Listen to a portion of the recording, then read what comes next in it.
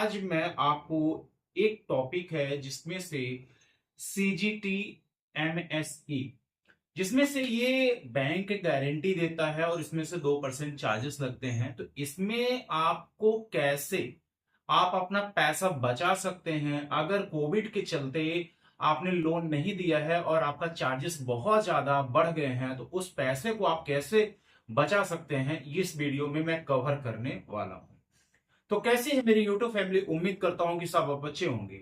अगर चैनल में नए हैं तो चैनल को भी सब्सक्राइब कर लीजिएगा, बेल आइकन को भी प्रेस कर लीजिएगा और ज्यादा से ज्यादा इस वीडियो को शेयर भी कर दीजिएगा।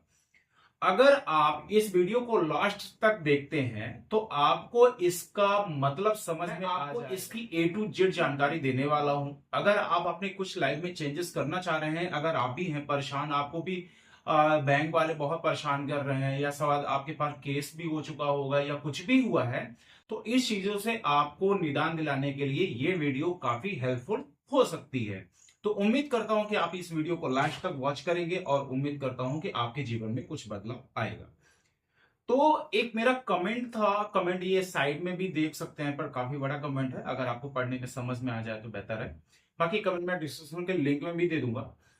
भाई का हमारे कहना था कि मैंने इस लोन को लिया हुआ था और लोन लेने के बाद सीजीटीएमएसई, ये एक स्कीम होती है सरकारी लोन में। ये आपको गारंटी नहीं देना पड़ता है, इसमें से 2% आपको चार्ज आपको देना पड़ता है, आपको कोई गारंटी नहीं देना होता है। तो भाई ने लोन लिया हुआ था, लोन लेने के बाद कोविड के चलते उन्होंने अपनी टैक्सी ली हुई थी, और जो कि कोविड के चलते उनका बिजनेस डाउन हो गया था। लगभग लगभग ये माना जाए कि हर एक कॉर्पोरेट ऑफिस में, हर बड़े सेक्टर में, बिजनेस हो चाहे छोटा हो चाहे बड़ा हो, कहीं ना कहीं इफेक्ट जरूर पड़ा है उस चीजों से। तो बहुत सारे लोग तो बिजनेस भी बंद हो चुका है, बहुत सारे लोग बिजनेस में झेल भी रहे हैं, जिनका पूंजी नहीं है, जिनका मतलब कैपिटल नहीं है, किसी का ज्यादा है तो किसी का कम है। तो ये आपके ऊपर, जब आपका खाता एनपीओ हो चुका, नॉन परफॉर्मेंस अकाउंट हो चुका होगा, तो आपके पास अब बैंक वाले आपको प्रेशराइज कर रहे होंगे कि आपको अब ये पैसा जमा करना है। तो जो कि चार्जेस जो भी होते हैं, सीटीएस में चार्जेस जो भी होते हैं, काफी ज्यादा लगते हैं जब हम टाइम से नहीं पे कर पाते हैं। तो एक बैंक की स्कीम है, बैंक की स्कीम एक सहायता देने के लिए है, ना कि हमारा उसको दुरुपयोग करने के लिए। तो आज इस वीडियो में मैं यही बताने वाला हूं कि आप इसको कैसे बचा सकते हैं। देखिए, सबसे पहले तो आप जिस बैंक से लोन लिया हुआ है, उस बैंक में आप जाइए, वहां के मैनेजर से आप बात करें कि सर हमारा ऐसा ऐसा कोविड में ये बिजनेस हम कर रहे थे, कोविड के चलते काफी इफेक्ट आया है हमारे बिजनेस में, हमारा बिजनेस अच्छे से ग्रो नहीं कर पा रहा है। तो उस बिजनेस के बारे में आप उनको डिटेल से बताइए। इसके बाद अगर वो ये कहते हैं कि नहीं आपको चार्ज देना पड़ेगा, तो उसके लिए आप एक लीगल एडवाइजर होता है, जो कि आप एडवोकेट बोल सकते हैं, पर बैंक से रिलेटिव भी आप उनसे एक बार क्वेश्चन कर सकते हैं। जब आप उनसे क्वेश्चन करेंगे तो आपको वो अगर सहायता दे सकते हैं तो बेहतर है, अगर नहीं दे पाते हैं तो उसके लिए आप कुछ भी नहीं कर सकते हैं। तो मैनेजर से ही आप थोड़ा सा मदद मांगने की कोशिश करें। बट अगर आपका, जैसे हमारे एक सब्सक्राइबर का है, मतलब कहना है कि हमने 2.5 से 3.5 लाख का लोन ही लिया था, 2 लाख रुपए के करीबन सिटी में चार्जिंग हो गया है, तो उस कंडीशन में आपको बैंक दो ही चीज कर सकता है। पहला, आपका लोन सेटल करा सकते हैं। अगर आप टाइम से पेमेंट नहीं कर पा रहे हैं तो बैंक को आप बोलिए कि सर मैं किस्त देने लायक अब नहीं हूं, मैं इस लोन को सेटलमेंट कर सकता हूं। सेटलमेंट में क्या होता है, इस चीज को गौर से अब सुनिएगा, यहां पास इंटरेस्टिंग बातें हैं। अगर आपने वीडियो को मिस किया ना तो आप समझ नहीं पाएंगे। सेटलमेंट, जैसे आपको मान लीजिए 3.5 लाख का लोन हुआ है और सीटीएमएस चार्ज 2.5 लाख रुपए हो गया है, ठीक है ना, जो कि वो 2.5 लाख रुपए बैंक के पास नहीं जाती, वो गवर्नमेंट पे करती है, क्योंकि एक गवर्नमेंट सिक्योरिटी लेती है कि अगर आप लोन नहीं दे पाएंगे तो बैंक को गवर्नमेंट लोन देगी। तो आप उनसे ये बोलिए कि हम अभी इस चीज को हम सेटल करना चाह रहे हैं, तो बैंक आपको सेटल, जैसा मान लीजिए जितना भी है 50%, 60%, 70% तक का, आप उसको बोलिए कि मैं 70% तक का नहीं दे पाऊंगा, मतलब 25, 20 तक, 23, 30% इतना मैं पे कर पाऊंगा टोटल अमाउंट का, चाहे आपका सेटल प्रिंसिपल अमाउंट का, ना मैं सीटीएस में चार्ज का नहीं दे पाऊंगा। तो वहां पास है, क्योंकि वो बैंक का पैसा नहीं, वो सरकार का पैसा है, सरकार जरूर माफ करेगी 100%।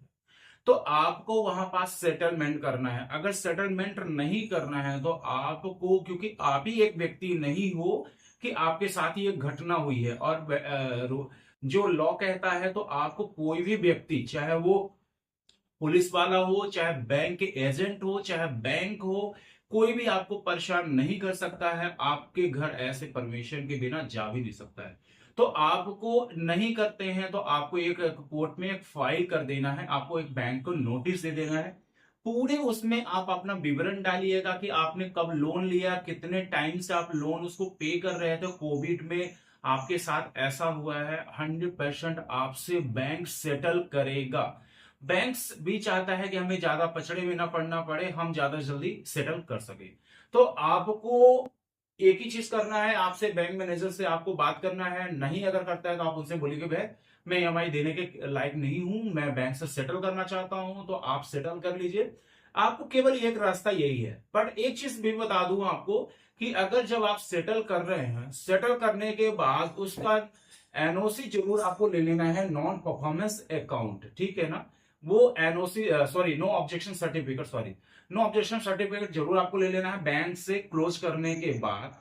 इसके बाद आप एक चीज और जान लीजिएगा, जब आप नेक्स्ट कभी लोन लेना चाहेंगे तो आप लोन नहीं ले पाएंगे, क्योंकि बैंक राइट ऑफ लिख देगा आपके सिविल में, तो आपको कोई भी बैंक लोन नहीं देगा। तो सेटल करने से पहले आप खुद ये प्रेपर हो जाए कि मतलब हमें सेटल करना है कि हमारा जितना बैंक ने बनाया है उतना।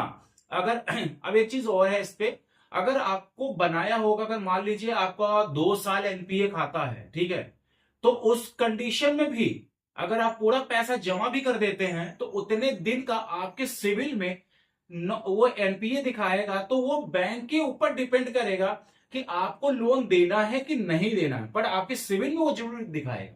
अगर आप ये सोच के बैठे हैं कि हमारे सिविल में नहीं दिखाएगा, वो सिविल में वो दिखाएगा कि आप इतने दिन तक का लोन नहीं पे किए थे, तो आप कारण बताओ, आप उनको नोटिस दे सकते हैं।